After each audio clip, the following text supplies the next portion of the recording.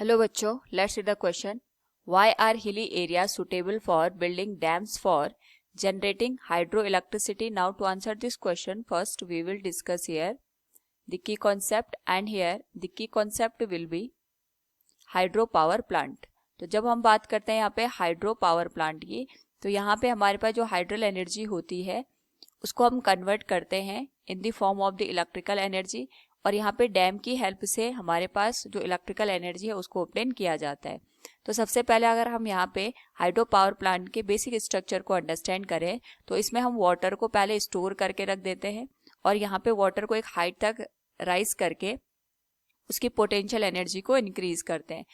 तो यहाँ पे उसके बाद जो भी वाटर होता है एक हाइट तक रीच करने के बाद उसको एक पाइप के थ्रू या कैनल के थ्रू बहुत तेज वेलोसिटी के साथ रिलीज किया जाता है, और यहाँ बॉटम पॉइंट पे हमारे पास टरबाइन लगी होती है जिसकी ब्लेड पे जब ये वाटर यहाँ पे इंसिडेंट करता है तो इसको रोटेट करता है, और टरबाइन के रोटेशन की वजह से यहाँ पे हमारे पास जो जनरेटर होता है उसमें भी रोटेशन होता है, और हमारे पास जो इलेक्ट्रिसिटी है उसको हम यहाँ पे प्रोड्यूस कर सकते हैं.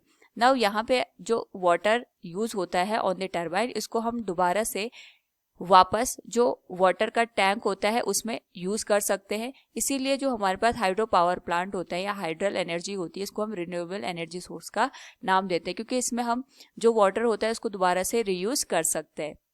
नाउ अगर हम इस पर्टिकुलर केस में देखें तो हम यहाँ पे पहले वाटर की पोटेंशियल एनर्जी को इंक्रीज कर रहे हैं और बाद में उसको काइनेटिक एनर्जी के फॉर्म में कन्वर्ट कर रहे हैं. तो ये हम यहाँ पे जो मैनुअल स्ट्रक्चर है उसके थ्रू यहाँ पे जनरेट कर सकते हैं. या फिर हमारे पास जो हिली एरियाज होते हैं, तो हिली एरियाज में क्योंकि हमारे पास यहाँ पे माउंटेन वगैरह अवेलेबल होते हैं, तो जो डैम हम यहाँ पे फॉर्म करते हैं, डैम को फॉर्म करने में हमारी यहाँ पे जो मैनुअल कॉस्ट होती है, या फिर हम कह सकते हैं जितना भी हम यहाँ पे डैम का पोर्शन क्रिएट करते हैं उसको बनाने में आसानी हो जाती है. तो जो भी कंस्ट्रक्शन का पार्ट होता है वो हमारे पास यहाँ पे माउंटेन वगैरह प्रोवाइड कर देते हैं. साथ में यहाँ पे क्योंकि जो माउंटेन के एरिया होते हैं, हिली एरिया होते हैं, उनमें जो वाटर होता है ये बहुत ज़्यादा स्पीड के साथ यहाँ पे फ्लो करता है, और अगर इसकी वेलोसिटी यहाँ पे ज़्यादा होगी और वेलोसिटी बढ़ने की वजह से जो हमारे पास यहाँ पे टरबाइन होता है उसको रोटेशन करने में हमें आसानी होती है, और जिसकी वजह से जो इलेक्ट्रिकल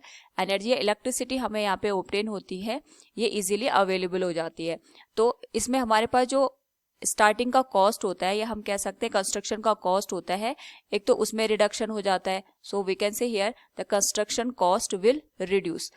और साथ में यहाँ पे क्योंकि हमारे पास जो वाटर की वेलोसिटी है वो बहुत ज़्यादा है, जिस वजह से जो इलेक्ट्रिकल एनर्जी हमें ऑब्टेन होती है उसकी एफिशिएंसी भी यहाँ पे काफ़ी हाई होती है. साथ में हमारे पास जो हिली एरियाज होते हैं उनमें जो यहाँ पे फ्लड वगैरह की जो कंडीशंस होती हैं उनको भी हम यहाँ पे इजीली रोक सकते हैं by construction of the dam in this particular area. तो इसका भी हमें यहाँ पे फायदा मिलता है. So from the given question we can say here hilly areas are suitable for building dams for generating hydroelectricity, क्योंकि इसके लिए जो कंस्ट्रक्शन कॉस्ट होती है हमारे पास वो कम हो जाती है. Hope all you understood it. Thank you and best of luck.